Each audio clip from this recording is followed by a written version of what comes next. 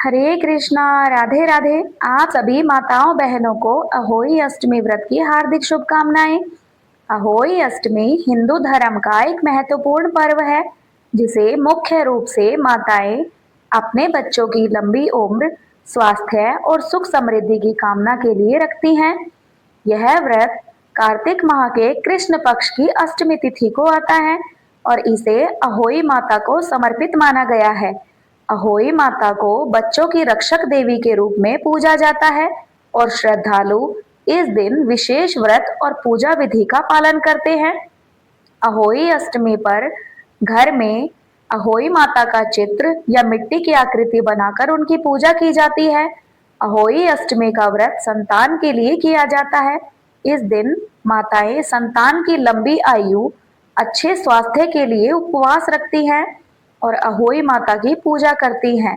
इस दिन की सबसे खास परंपरा है तारों को अर्घ देना।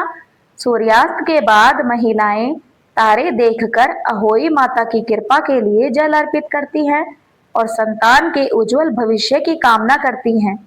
व्रत के दौरान अहोई कथा का पाठ करना भी अनिवार्य माना जाता है, जिसमें माता के चमत्कार और उनके भक्तों की रक्षा की कहानियां सुनाई जाती हैं। आइए जानते हैं इस वर्ष अहोई अष्टमी कब है, पूजा विधि और शुभ मुहूर्त के बारे में। अहोई अष्टमी का व्रत 13 अक्टूबर 2025 दिन सोमवार को रखा जाएगा। इस दिन अष्टमी तिथि का आरंभ दोपहर 12:24 से होगा, जिसका समापन 14 अक्टूबर 2025 दिन मंगलवार को सुबह 11:09 पे होगा। आइए आप जानते हैं पूजा के शुभ मुहूर्त के बारे में।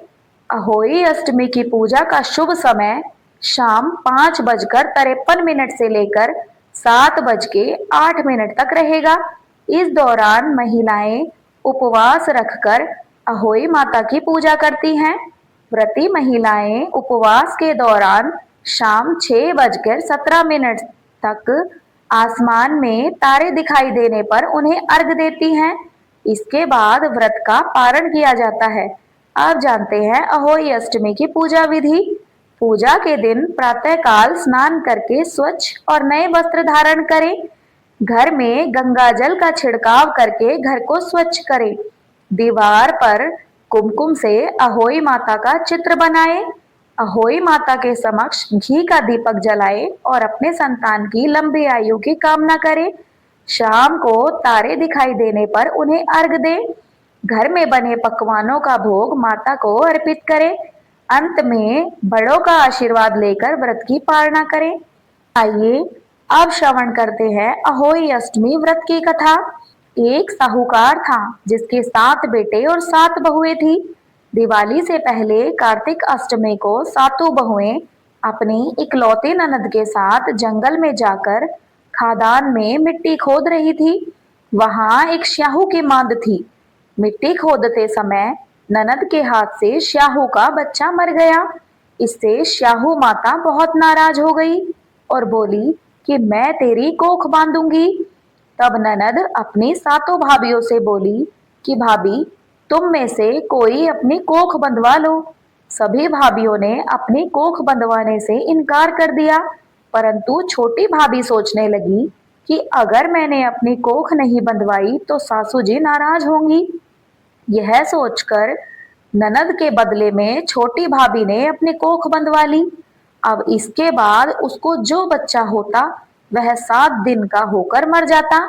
एक दिन पंडित जी को बुलाकर पूछा, मेरी संतान 7वें दिन ही क्यों मर जाती है?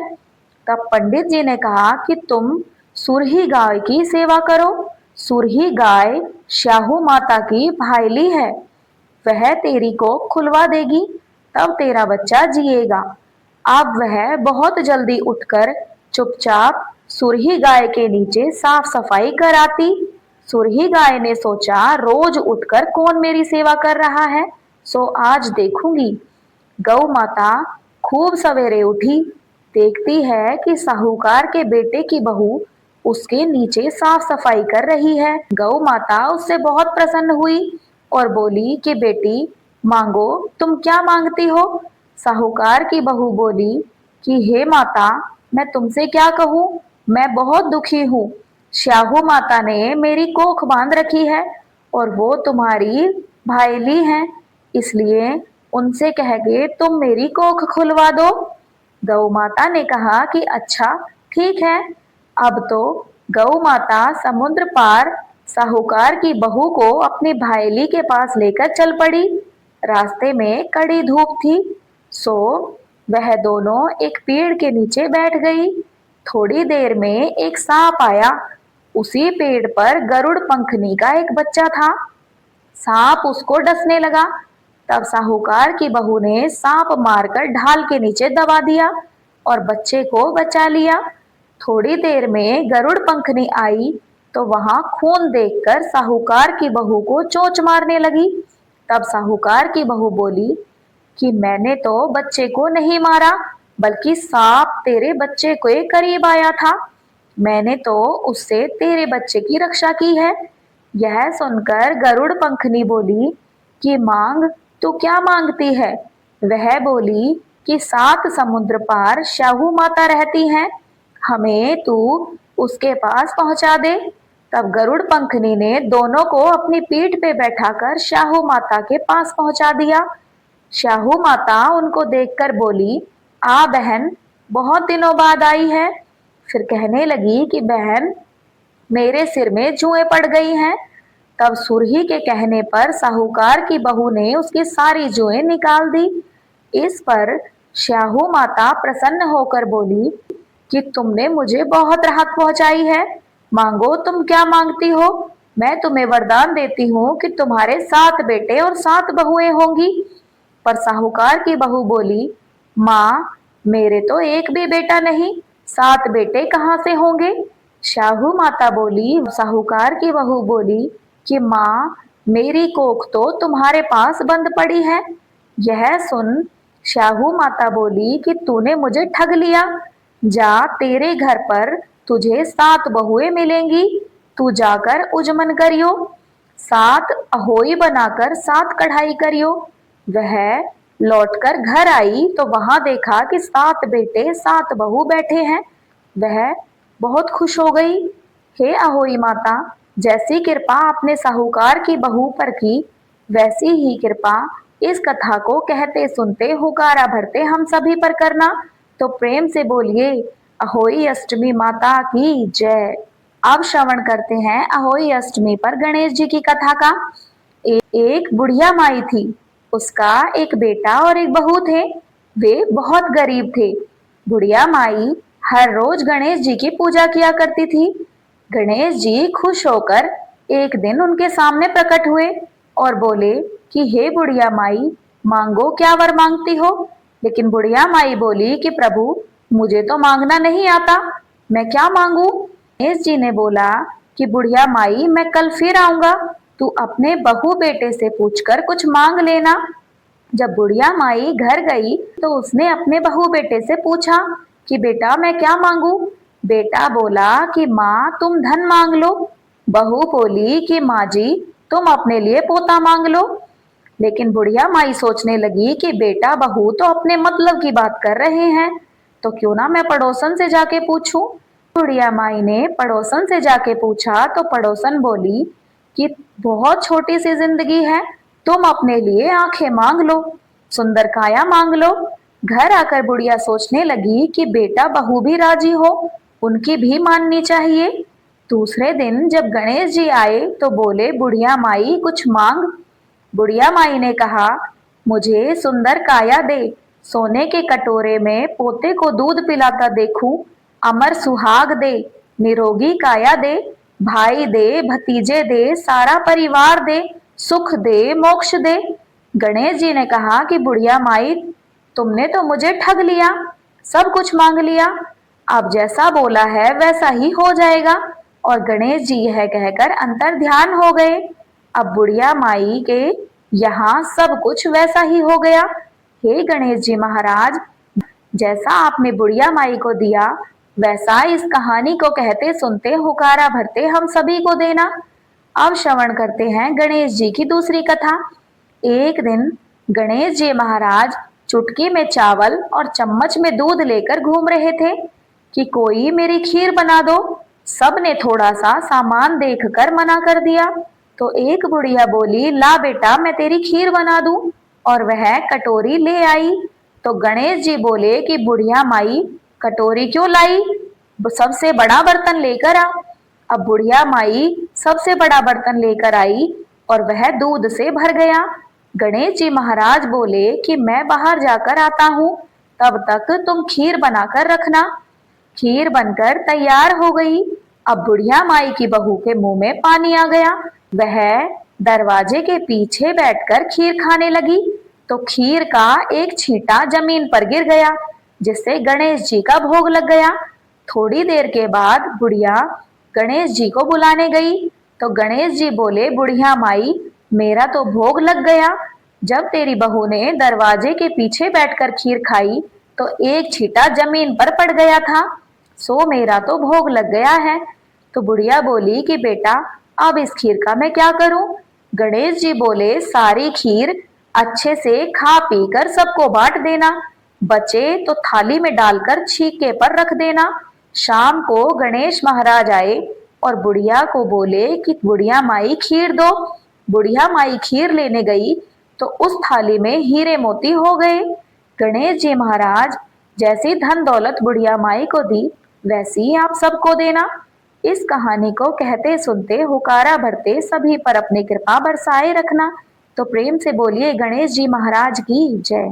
अहोई अष्टमी की पूजा के बाद व्रती महिलाओं को माता अहोई की आरती अवश्य करनी चाहिए। माता अहोई हर अनहोनी से अपने भक्तों की और उनकी संतानों की रक्षा करती हैं। माता अहोई की आरती जो भी व्रती महिलाएं सच्चे हृदय से करती हैं, माता अहोई उन पर स्नेह से अपनी कृपा बरसाती हैं। तो प्रेम से बोलिए जय अहोई माता और मिलकर गाएं अहोई माता की आरती। जय अहोई माता मैया जय हो अहोई माता, तुमको निश दिन सेवत, मैया जी को निश दिन सेवत, हरि विष्णु विधाता। ओम जय अहोई माता।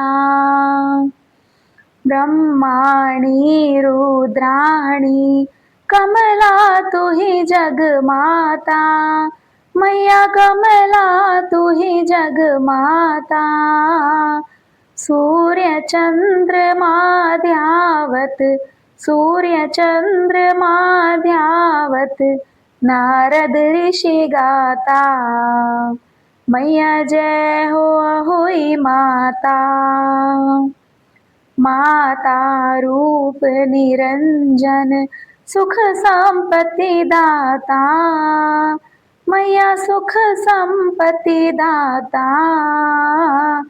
जो कोई तुमको ध्यावत, जो कोई तुमको ध्यावत, नित मंगल आता। मैया जय हो अहोई माता। तुम ही पाताल वसंती, तुम ही शुभ दाता, मैया तुम ही शुभ दाता। कर्म प्रभाव प्रकाशक, कर्म प्रभाव प्रकाशक, जग निधि की त्राता। ओम जय हो अहोई माता। जिस घर थारो वासो, वाही में गुण आता, मैया वाही में गुण आता। कर न सके सोई कर ले, कर न सके सोई कर ले, मन नहीं घबराता। ओम जय हो अहोई माता। तुम बिन सुख न होवे, पुत्र न कोई पाता, मैया पुत्र न कोई पाता। खान पान का वैभव, खान पान का वैभव, सब तुमसे आता। मैया जय हो अहोई माता। शुभ गुण सुंदर मुक्ता, शेर निधि जाता, मैया शेर निधि जाता। रतन चतुर्दश तोंकू, रतन चतुर्दश तोंकू कोई नहीं पाता। ओम जय हो अहोई माता। श्री अहोई माँ की आरती जो कोई भी गाता, मैया जो कोई भी गाता। पूरे उमंग अति उपजे, पूरे उमंग अति उपजे, पाप उतर जाता। मैया जय हो अहोई माता, मैया जय जय अहोई माता। तो प्रेम से बोलिए अहोई माता की जय। अहोई माता की महिमा अपार है। जो सच्चे मन से उनका व्रत करता है उसके जीवन से हर दुख दूर हो जाते हैं। आज के इस पावन दिन अहोई माता की कृपा से हर माँ के हृदय में संतान के लिए उठी प्रार्थना साकार हो। माँ अहोई अपने स्नेहित हाथों से हर बच्चे को आशीष दे, दीर्घ आयु, सुख और समृद्धि का वरदान दे। जिस भाव से माताओं ने यह व्रत किया है, माँ अहोई उसी भाव को स्वीकार करे। घर आंगन में खुशियां बरसें, दुख दर्द दूर हो और हर माँ के चेहरे पर सदा मुस्कान खिली रहे। माता अहोई के नाम की महिमा सुनने और बोलने भर से ही जीवन के सारे कष्ट मिट जाते हैं। आज की कथा ने आपके मन को छू लिया हो तो माता अहोई का नाम लेकर इस वीडियो को लाइक करें, अपने मित्रों और परिवारजनों के साथ साझा करें, हमारे चैनल को सब्सक्राइब करें ताकि हर कथा का पावन संदेश आपके हृदय तक पहुंचता रहे। जय माता दी।